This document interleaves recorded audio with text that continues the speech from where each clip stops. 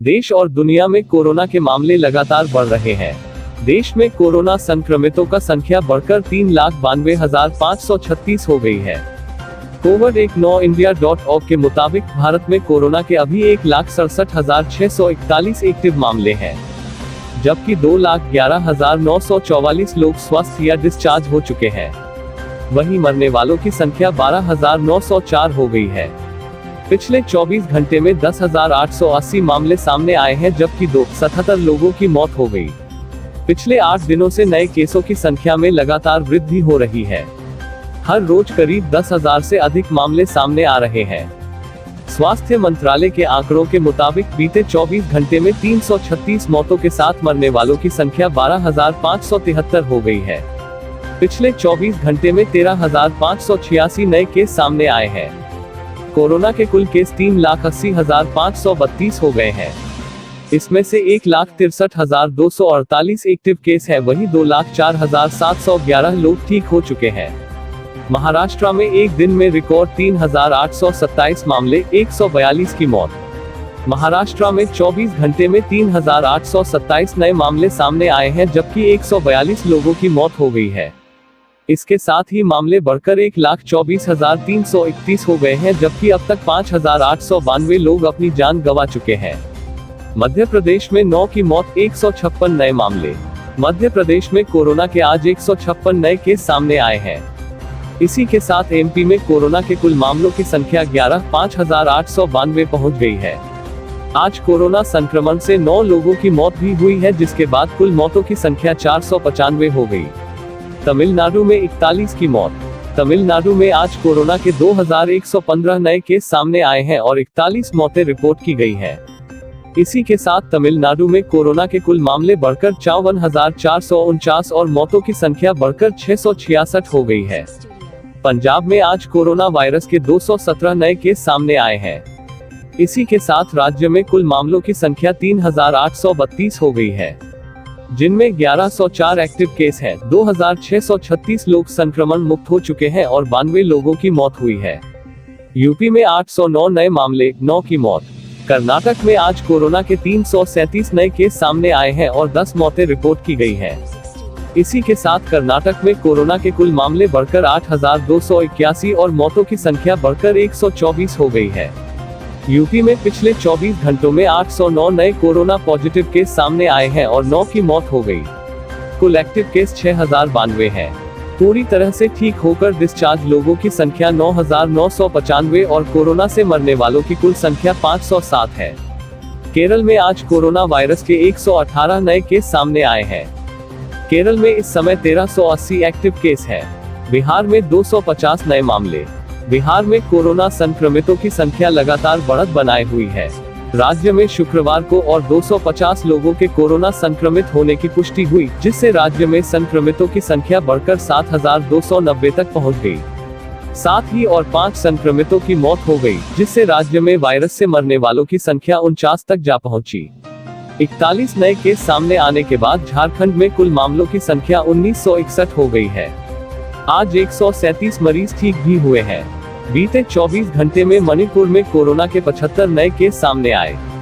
कुल मामलों की संख्या बढ़कर 681 हुई। मुंबई। अभिनेता सुशांत सिंह राजपूत की कथित खुदकुशी के मामले में जांच कर रही मुंबई पुलिस ने यशराज फिल्म्स को पत्र लिखकर राजपूत के साथ किए गए कॉन्ट्रैक्ट का ब्यौरा मांगा है। एक अधिकारी ने शुक्रवार को यह जानकारी दी। एक अन्य अधिकारी ने बताया कि सुशांत की दोस्त अभिनेत्री रिया चक्रवर्ती ने बृहस्पतिवार को पुलिस के सामने दिए अपने बयान में बताया था कि सुशांत ने यशराज फिल्म्स के साथ अपना कॉन्ट्रैक्ट खत्म कर दिया था और उन्हें भी इस बैनर के साथ काम बंद करने को कहा था। काय पोचे, MS Dhoni, the untold story और छिछोरे जैसी फिल्मों में काम कर चुके 34 वर्षीय सुशांत रविवार को अपने बांद्रा स्थित अपार्टमेंट में फांसी से लटके मिले थे। अधिकारी ने बताया, पुलिस इस मामले में पेशेवर दुश्मनी समेत अनेक कोणों से जांच कर रही है। उन्होंने बताया कि बांद्रा पुलिस ने इस मामले में अब तक सुशांत के परिजनों, रिया चक्रवर्ती और उनके करीबी दोस्तों तथा कास्टिंग निर्देशक मुकेश छाबड़ा समेत 13 से ज्यादा लोगों के बयान दर्ज किए हैं। एक वरिष्ठ पुलिस अधिकारी ने कहा, पेशेवर कोण के मद्देनजर पुलिस ने कुछ बड़े प्रोडक्शन हाउस को पूछताछ के लिए संपर्क करना शुरू किया है।